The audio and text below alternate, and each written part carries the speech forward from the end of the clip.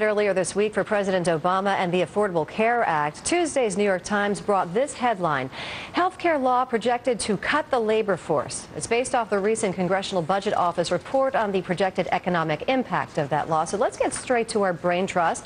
Anton Gunn is the former Director of External Affairs at the Department of Health and Human Services. He is now in the private sector as a consultant.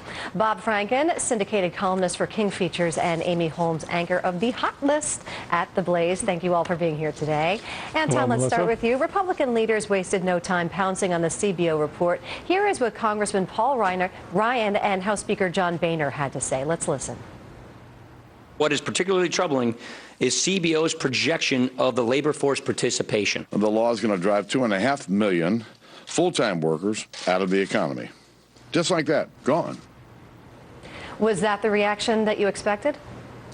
Of course, I expect the same thing from these guys every single time. They've tried to repeal the Affordable Care Act more than 40 times, and they've never had anything good to say. So why should anybody be surprised that they have something negative to say about a report that focuses on the Affordable Care Act? But here's the point that people need to understand, that it's not people leaving the labor force. The CBO report doesn't say that part-time work will be any higher after the Affordable Care Act than it was before the Affordable Care Act. But the big thing that really is missing are the number of entrepreneurs who are leaving jobs to start their own businesses and will create other jobs, by the way, because of the Affordable Care Act, because they don't have to worry about not being able to get health insurance coverage attached to their job. They can get it on their own. They can get the things that they need for themselves and their families, and they will start businesses. They will create jobs. I've seen them. I've talked to them. So the entrepreneurial spirit is very live and very well because of the Affordable Care Act.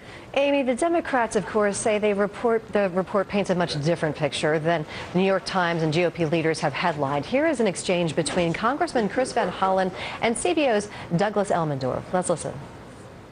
CBO estimates that the ACA will boost overall demand for goods and services over the next few years. And then you go on to say the net increase in demand for goods and services will in turn boost demand for labor over the next few years. That's a conclusion you make, right? Yes, that's right. So when you boost demand for labor in this kind of economy, you actually reduce the unemployment rate because those people who are looking for work can find more work, right? Yes, that's right. So, Amy, who's right here?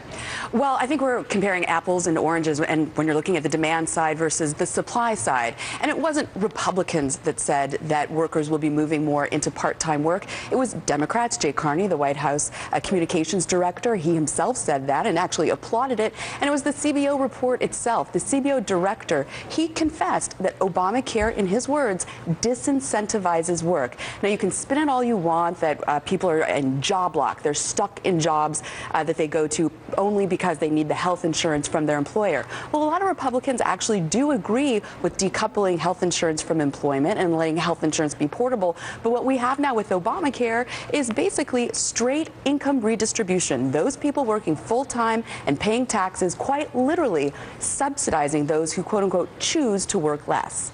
Bob, do you think that what we really have going on here is a little bit of political cherry picking in order to meet, a certain political agenda?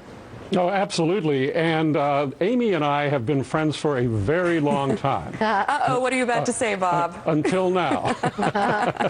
Because what I think that you do is that you use this code word, income distribution, to make things sound like we have some sort of Marxist approach to all of this. The fact It was of the President matter Obama who said he wanted to spread the wealth around. Well, there's a difference between spreading the wealth and this socialist view, the socialist termed income redistribution. We have a situation in the United States where there is a growing inequality between the very, very rich and everybody else. And sure, they need to redistribute things just a little bit. That's very American. Braintrust, stay right here, because up next on The Attack, Senator Rand Paul calls President Bill Clinton a sexual predator. Why is he so focused on Clinton right now? Imagine this cute blob is